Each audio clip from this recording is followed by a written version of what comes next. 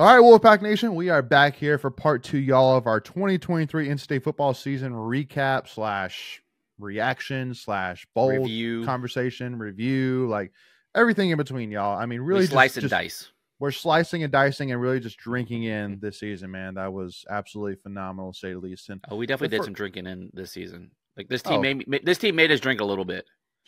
Yeah.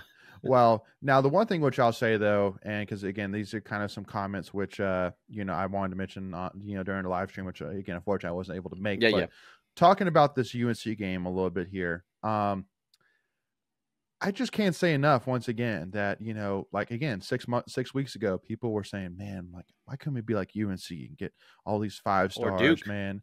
Or Duke, yeah. Why, why is Duke passing us? why Mike is Elko, Duke, second season, just crushing it, and Dave Doran's not. Us. Yeah, like we're the 3rd or 4th best football program in the state of North Carolina. Like what's going on? And again, Elko's left for Texas A&M, which good no shocker there. Yeah. Good for him. And then UNC, again, y'all, like is Mac really back? Is Mac really back? Exactly. Like here's my thing. When we talked about on the in-state versus Ole Miss watch party yesterday, we were talking about Joe Giglio and Joe Ovies in the after dark live stream they did after the game, and they interviewed a UNC fan, and they were talking about they asked him, do you want Mac Brown back next year? And he was like, well, yeah. And they were like, why? And he was like, well, you did win a national championship, and literally without even skipping a beat, both of them said at the wrong school, which I started busting out laughing, saying thank you. Well, and if you look at the age of the guy was probably like 2 or 3 years old when that happened. Like it's been that so long ago, right? I think that was like 2000. I think 2001. The Texas team again. It's because here's the thing. I don't remember it. It's been that long. I know it was a great game. It was USC versus Texas and Vince Young. One of the greatest of all time. One of the greatest games of all time. Yep. But I can't even tell you what year. It's been that long. Like it's not even. It's kind of like when it's like people. And I hate to bang on our own team. Well, State's won 2 national championships in basketball. Well, the last one was 40 years ago. Okay, right. Most people don't remember that, and so it's kind of the same thing. It's been so long, and like you said, it was a completely different school. Right. Well, and I think the only thing that I would say is different is the fact that nobody's bringing up and talking about the Texas versus USC game in terms of just out blue water. But no, I mean, like how many times do they talk about? I mean, like during Jimmy V month, they always show highlights of the national championship game. During during March Madness time, they bring up the national championship game. So and then we're just sitting here like, yep, nope, we're pretty awesome. So, but yeah, I mean, like. I'm sitting here saying, listen, you have 2 coaches on your roster that have won national championships, and Gene Chizik and Mac Brown. And so, I mean, if that's all it takes for you to be happy, like that they're, they won a national championship, we should keep them. It's and okay, like cool. They have, and again, I think we need to get off this subject really quick, but has Mac brought excitement back to Carolina football? Yeah. But if you showed up 10 more people, are you really getting excitement? Because during this time, they still took out 10,000 seats in that stadium, and they still can't fill it out at 50,000. And the last thing which I'll add, and this is to show, I think this is kind of the mic drop moment on it, was in the post game when Mac Brown was, I can't remember if it was in his comments or in when he was asked a question about it, but he said, I mean, we won 9, we can win 9 games this year, which in this area, for college football is very, very good. And I'm sitting here saying, man, you're literally trying to you're literally talking about how 9 wins would be great when you had Drake May, a number 1, number 2 overall pick. And you've been preseason top 10, top 15 the last couple of years. I mean, you've not met expectation. I'm sorry. And we've talked. Everyone's probably seen the meme with Tiger Woods and big boy John Daly. Yeah. Like we literally have the same record over the last 2 years using 5 quarterbacks, one twice, right? Because he got benched and then came back. Right. And we have the same amount of wins, essentially. Yep. And by the way, this is potentially a number 1 overall draft pick, depending on, whose board you subscribe to. Yeah, depending on whose board you subscribe to. Yeah. And so to kind of transition back into talking about our season predictions here, the one thing which I will say, and I kind of got to pat myself a little bit on the back about this, is I said that with UNC playing, I think it was 9 straight games in a row, that not only just playing Duke and then Clemson and then State is going to be tough, but the fact that they're going into that game after playing 7, 8, and 6, 7, and 8 games in a row. Yep. And I think you might have seen a little bit of that. I mean, I think that the UNC players were, mentally and physically exhausted by the time they faced us. Again, no excuses. I mean, and they didn't show up. They weren't mentally ready. They weren't physically ready to play us. Yeah, I mean, that just goes to what the culture and the program that Dave Dorn's like. He trusts his people, right? And that Carolina doesn't trust their people. There's a reason that Eccles and Gray and some of those guys were playing 85, 90 snaps at the end of a season, and it's a long season. It's 12, 13 weeks of grueling football. You need that depth. Like, and you saw that State, right? You saw Cade Fordham. When Payton got knocked out against Clemson, you saw Sean Brown come up and play linebacker, right? Like, we trusted our guys. I don't think that same thing exists in that school down the road. And so that, and we talked about a little bit in the first episode, you have that leadership and you have that want to and that desire to go out and win and finish ball games. And it's a mentality. It's not always about who's the most physically gifted or, it's about who's mentally tough. Right. And Absolutely. So there's 2 parts to the football, the mental side and the physical side. And I think what State does a very good job of is preparing their teams for the mental side. And here's something that we haven't really talked about, and Dave Dorn's mentioned it a couple of times. In the month of November, he's 13-4 over the last 3 or 4 seasons. 13-4. That's how you end seasons, right? Like, so and if you look at Carolina and State the last 2 years, they've gone complete opposites in the last 5-6 games, whereas you've seen State trending up and Carolina trending down. And it's just a matter of having your team physically and mentally prepared to run a 12, 13-week season. Yeah. And the UNC podcast, I think it was with Inside Carolina, that called Dave Dorn a below-average coach because he only gets his guys ready for the UNC game. Like, get the heck out of here, bro. Get out of here. Yeah. Like that. Yeah, we're Homer a little bit, but that's the most Homer take I've ever heard in my life. If the guy that has the second most wins in the last 6 seasons in the ACC, in the whole ACC, below-average coach, and the whole ACC is a below-average coach, you can. And he's the second most tenured coach in the ACC, behind Dabo. Yeah. That's insane. Yeah. I was listening to that for entertainment. Yeah, me too. I told you I was listening. I was hate listening it. Not even fun. Yeah. All right, so now let's jump into this a little bit here. So, Greg, do me a big favor. I know you have them listed here, but what were the predictions for you, me, Michael, and Macon? So, all right. So, 2 people picked the right record. All right, and 2 this was preseason. Before season, our predictions. Yep. Go ahead, Greg. Yep. So, I'm going to save who predicted correctly for the last because one of them might have been me. But anyway, Leighton, you had 8-4, which solid. That's a good solid take, I think.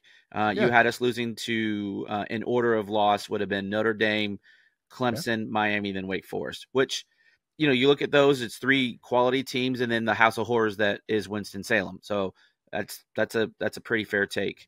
Wrong. Yeah, I'll take it. I love it. Wrong, but I mean, I can see where you went with that. And then Macon went ultimate Homer. Well, and I say ultimate Homer because Ken's wasn't on that episode, so let me preface that. Right.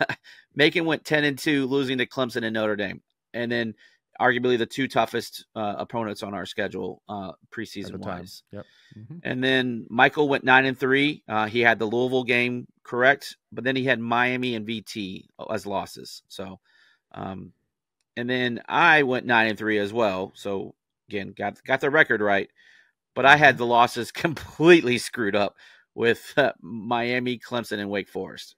So, of course, you didn't pick any of 3 right. I didn't pick anything right. Yeah. So who did Michael pick again? Yeah, that's 3 losses. Yeah, Louisville, Miami, and Virginia Tech. Again, he thought it was tough to go win in Blacksburg, which traditionally up to this season, I think we were 10, 23, and 3 all time at Lane Stadium. So I can see where he would go with that. So I guess Michael technically won then because he predicted the record right and he predicted one of the losses. I would concede that point. Yes, he came the closest without going over. All right, cool. Yeah. Let's know down in the comments, y'all, how preseason prediction wise, how did this do compared to what you thought preseason was going to happen in terms of who we're going to lose to? Yeah, and for me, I chose 9-3, but when I was going through it in my mind after I did it, I was like, man, that's pretty homer because again, like you had said, Vegas had us at 6.5 wins, 6.5. Yeah, and so I was like 9. Ooh, that's homer. Like, yeah.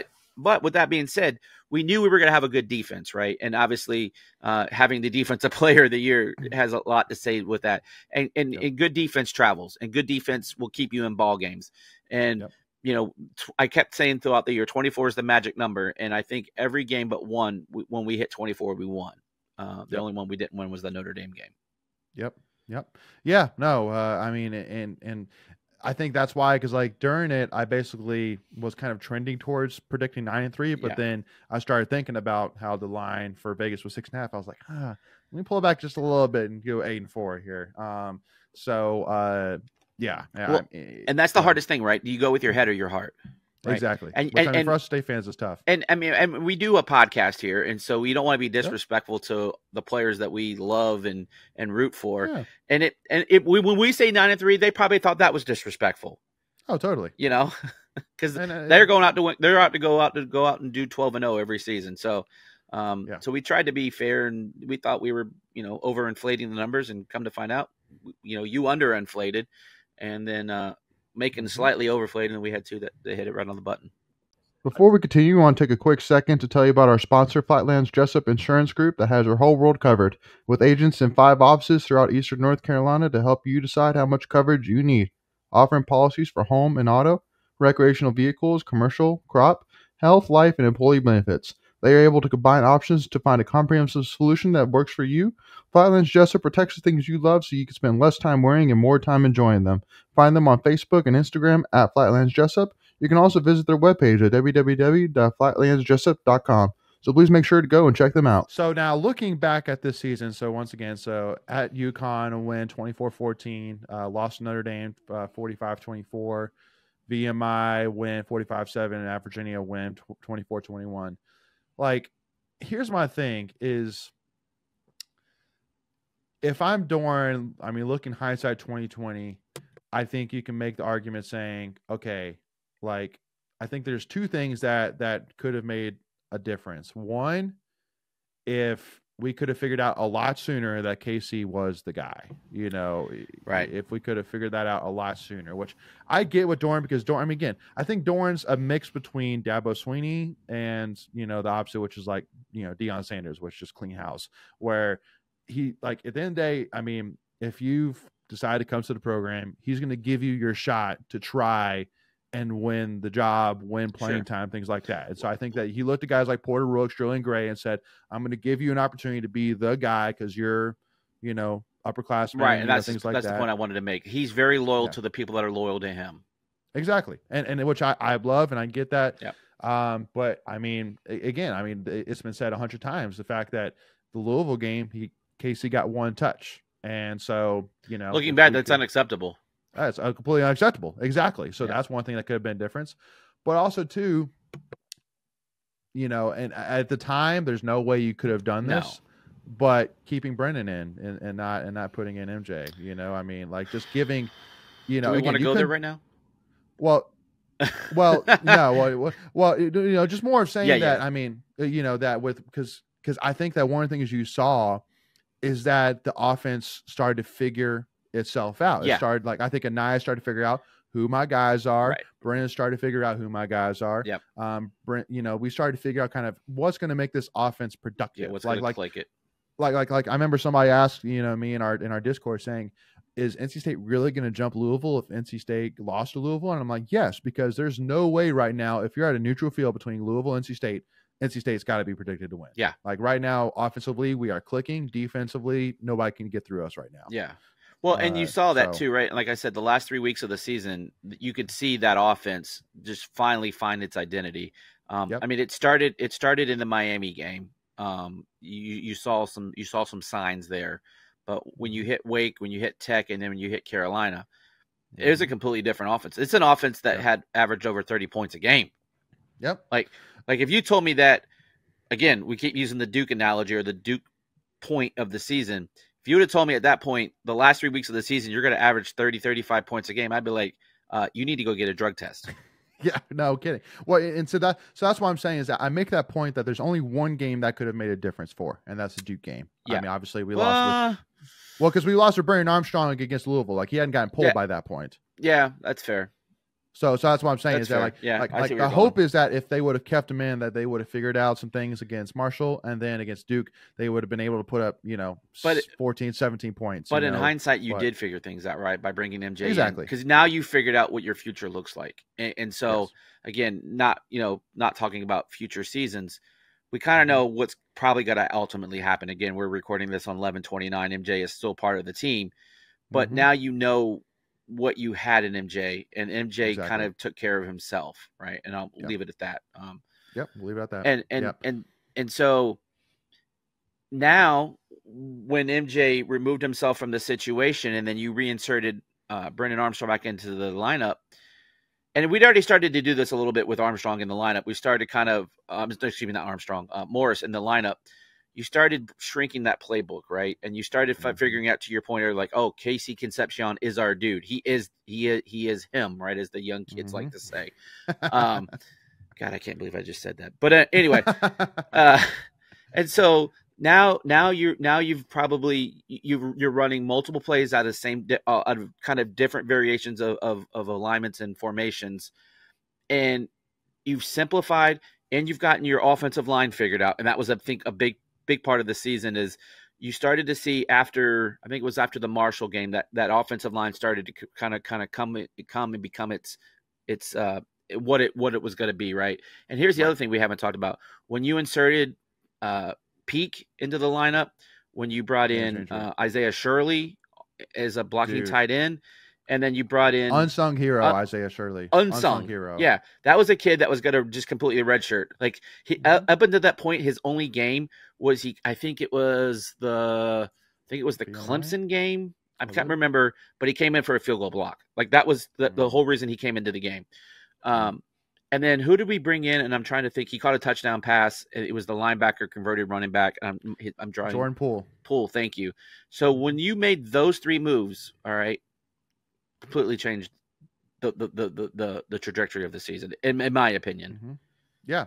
No, I mean, I think we made some great moves, moving Tim McKay to right guard, again, putting Jacarius Peak there, which, I mean, Jacarius Peak is another guy that, I mean, whatever it takes to keep him, we need to. I mean, the ceiling's there for him. He's going to get bigger and stronger. I mean, again, this is a guy that wasn't really projected to play much this year either.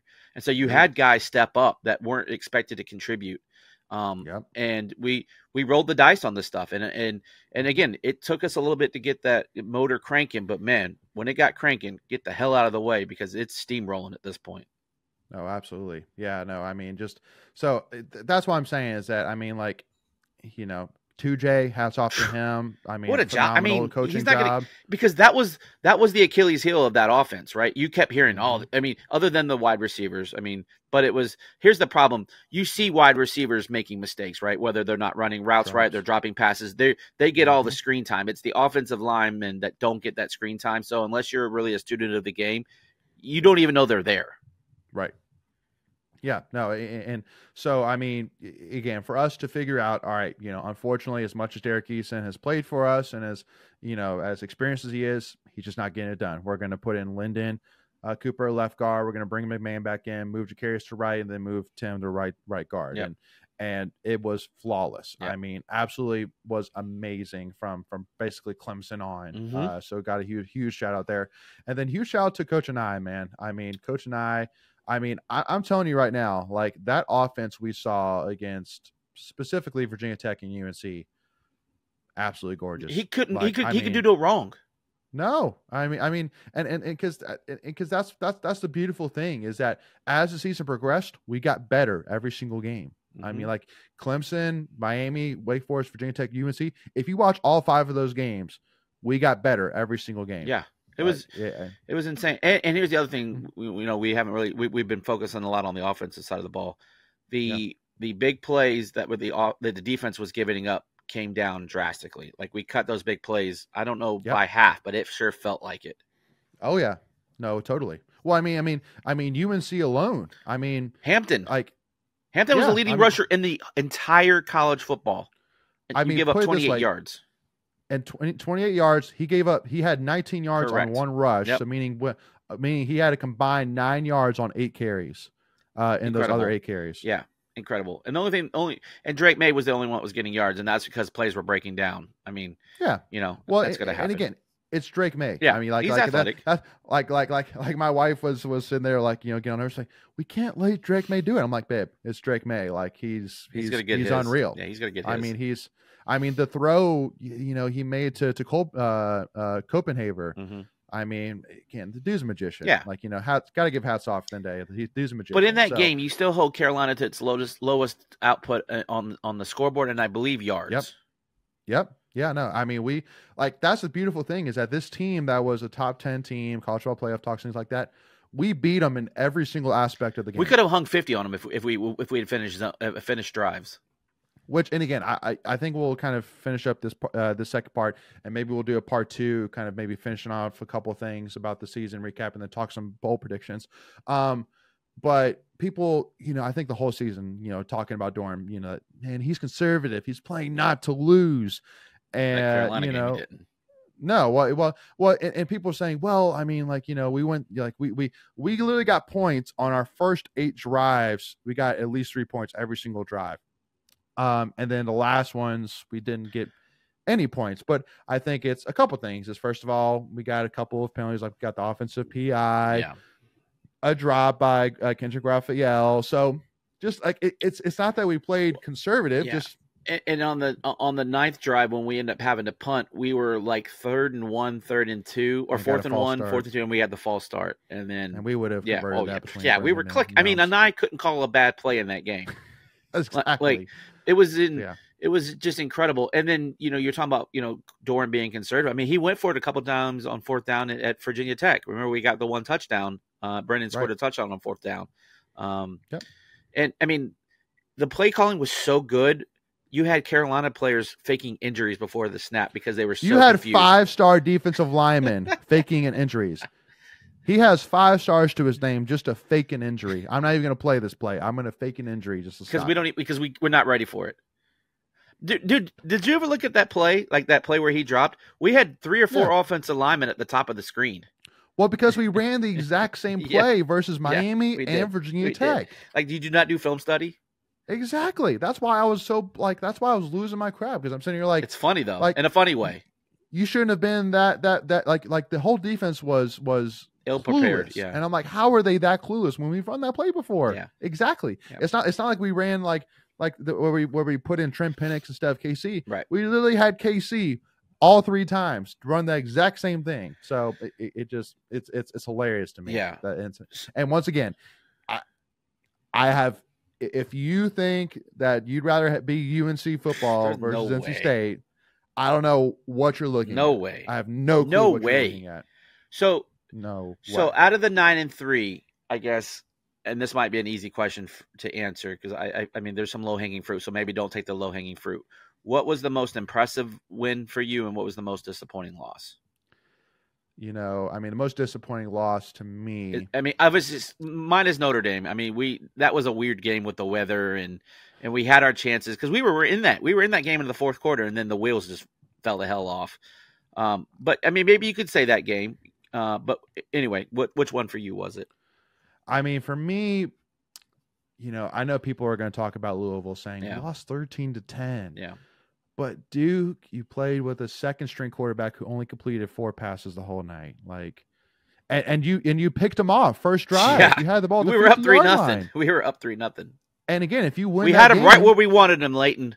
Yeah. No. And again, if you win that game, you're going to Charlotte instead of Louisville. Mm-hmm. So I mean, actually, are you? Well, because Louisville probably would have had the tiebreaker, I think. You're right, actually. Yeah. So sorry, but that's okay. But I mean, you're definitely putting pressure on Louisville, though, and I mean, then they might blow one, they might lose to Miami, right? Something like that. Yeah, a little bit tighter. So anyway, so you're going with Duke. But yeah, so I'm saying Duke. I mean, yeah, I mean Louisville is disappointing for sure, but at the end of the day, I mean they turned out to be a better team than we thought at the time. Yeah. So there's a difference of being disappointed, right, because of performance and just losing a game. And so I think to that point, it's Duke for me as well. We just laid an egg. Yeah. And Louisville, I just don't think we made quite enough plays. Now, did we beat ourselves in that game? Yeah, to a point we did beat her. We had a lot of penalties, and then the interception by Brennan on the first drive in the third quarter. You score there, you almost can put the game away. But yeah, for me, most disappointing game I think by far is Duke, and because to that point, the dude only completed 4 whole passes, and what they ran for like 8,000 yards against us. Yep. All right, so best win then. So you know what? Here, let's cliffhang it. Ooh. Why don't we? Let's cliffhang it a little bit. We're going part 3? We're going part 3. Yes. No, we again, I kind of alluded to it, but we definitely need to go part 3 as we definitely have maybe 1 or 2 questions more to answer with this season recap. And then we got to talk bowl. We'll talk a little bowl action. Yeah. So with that being said, once again, y'all, make sure you hit that subscribe button, hit that notification bell. And then if you enjoyed this conversation, hit that like button. If you give us a follow, why wouldn't you like this conversation? Instagram. Let's go Pack.